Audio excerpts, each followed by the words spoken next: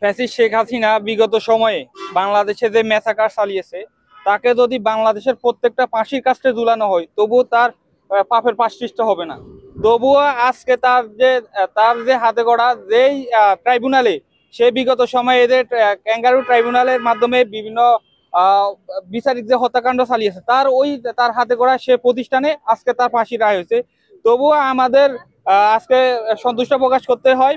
আমরা আরো বেশি উচ্ছ্বাসিত হব খুব তাড়াতাড়ি যেন তাকে ভারত থেকে এনে তার যে সর্বোচ্চ মৃত্যুদণ্ড এটা যেন কার্যকর করা হয়। খুনি হাসিনার মৃত্যুদণ্ড দিয়েছে, এই জয় আমাদের ছাত্র জনতা, এই জনতার আমাদের এই জয় আমাদের বিপ্লবীদের।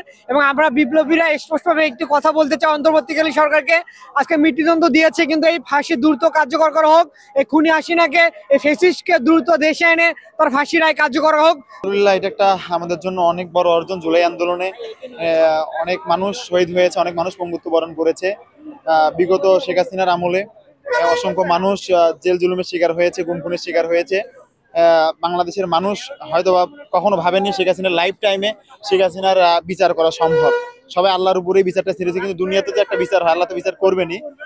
আজকে বাংলাদেশের মানুষের যে আকাঙ্ক্ষা, খুনি হাসিনার বিচার সচক্ষে যে মানুষগুলো কখনো চিন্তাও করে নাই যে হাসিনারও বিচার বাংলাদেশে হওয়া সম্ভব বা হবে, হাসিনা বিচারের মুখোমুখি হবে, সেইটা বাস্তবায়িত হলো।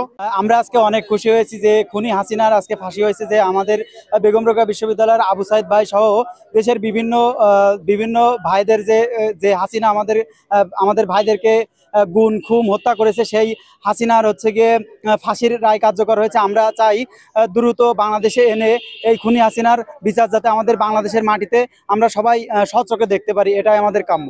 ১৬ আগস্টে খুনি শেখ হাসিনা যে গণহত্যা চালিয়েছে দেশব্যাপী, এবং আমাদের সহযোদ্ধা শহীদ আবু সাইদ ভাইয়ের হত্যা সহ নানান যে হত্যাকাণ্ডগুলো সংঘটিত করে তারে একটি রায় আজকে হলো, অর্থাৎ যে ফাঁসির রায়টি হয়েছে। আমরা বেগম রোকেয়া বিশ্ববিদ্যালয়ের শিক্ষার্থীরা অত্যন্ত উচ্ছ্বাসিত।